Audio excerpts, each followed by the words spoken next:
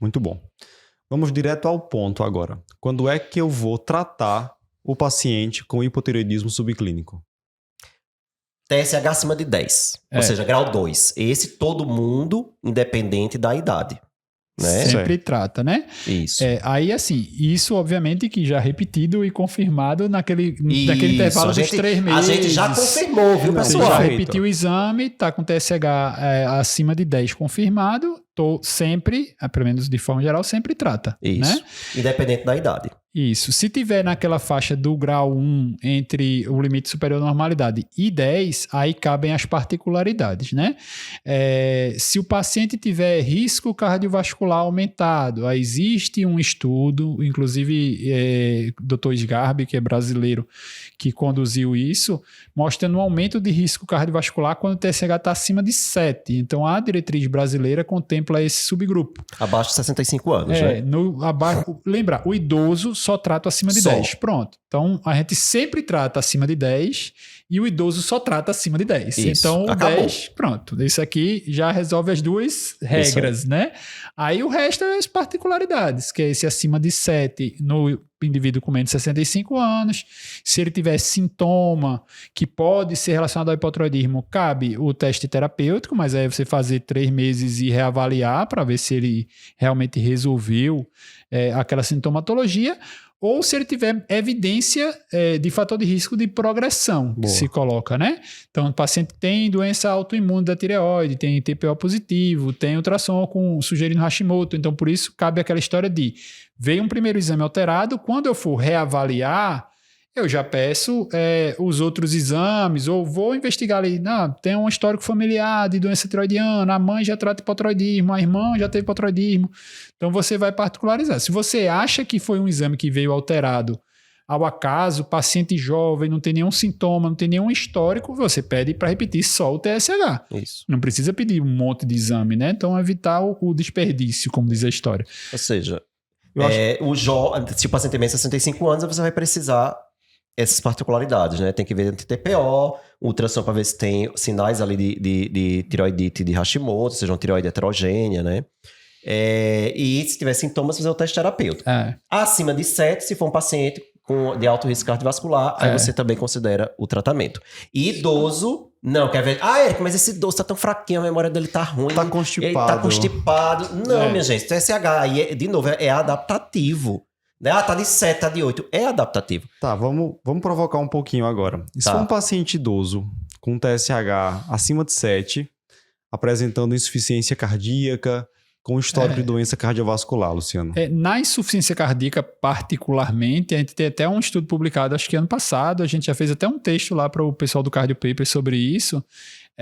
Existia essa associação, por quê? O hipotireoidismo está associado a outros fatores de risco cardiovascular, né? O uso de hormônio tiroidiano, ele melhora a função miocárdica, o hipotireoidismo atrapalharia a contração miocárdica.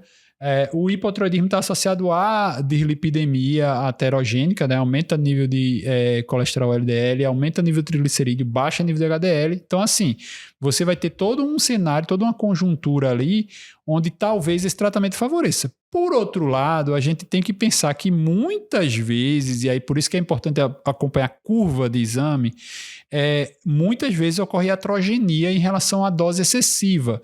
Então, se você tem um idoso com insuficiência cardíaca, se você precipitar um hipertiroidismo iatrogênico nele e ele fizer uma fibrilação atrial, vai ser muito mais deletério do que aquele mínimo de hormônio tiroidiano que você vai dar para tratar ele. Então, aí cabe muito essa individualização, esse cuidado em relação a ver bem se realmente tem ali sinal de doença. Então, pegou o idoso, dosei a primeira vez, deu 6. O T4 está ali do meio para baixo, próximo do limite inferior. Aí repetiu o exame, o TSH subiu um pouquinho, deu 8, né?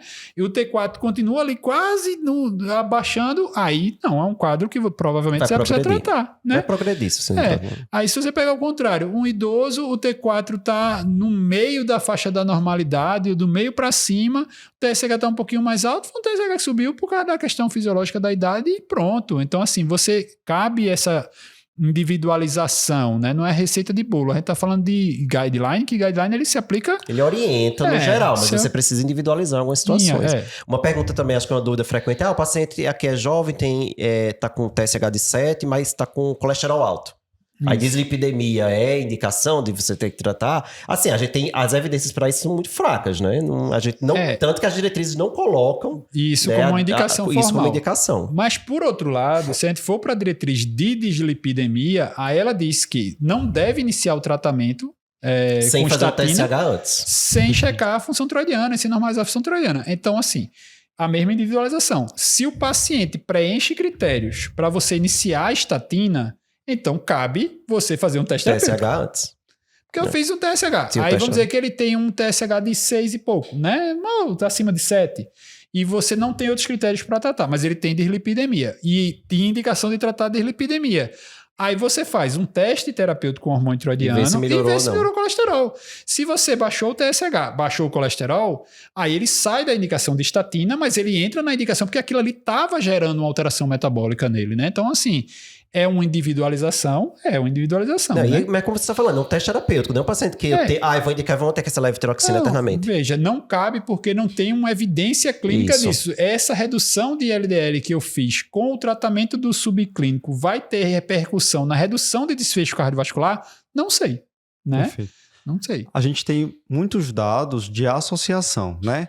Da disfunção tiroidiana subclínica com...